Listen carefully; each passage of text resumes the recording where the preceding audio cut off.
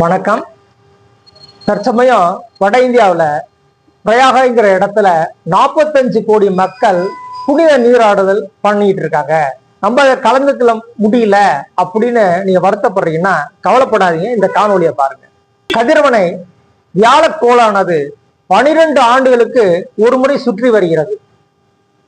அதே போன்று கதிரவனை சனி கோளானது 30 ஆண்டுகளுக்கு ஒரு முறை சுற்றி வருகிறது.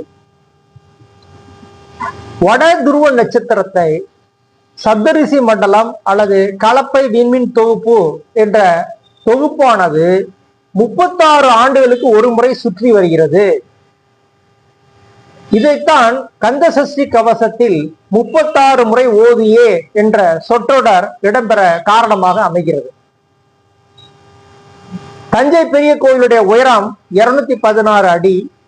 டெல்லியில் உள்ள துருவ ஸ்தம்பத்தினுடைய உயரமும் 216 அடி. அவை இரண்டுமே 216 ஆண்டுகள் என்பதை குறிக்கின்றன. 72 ஆண்டுகள், 144 ஆண்டுகள், 216 ஆண்டுகள், 288 ஆண்டுகள், அதற்கு பின்னர் 360 ஆண்டுகள் என்ற படிநிலை உள்ளது. 360 ஆண்டுகளுக்கு பிறகு வியாழன், சனி, சப்தரிசி மண்டலம் அவை அந்தந்த இடத்தில் துவங்கிய இடத்திலே இடம்பெறுகின்றன.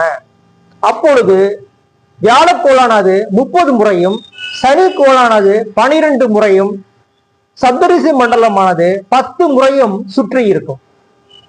இதன் அடிப்படையிலேயே நமது முன்னோர்கள் ஒரு வட்டத்தை சுற்றி 360 பாகைகள் உள்ளன என்று வரையறுத்தனர்.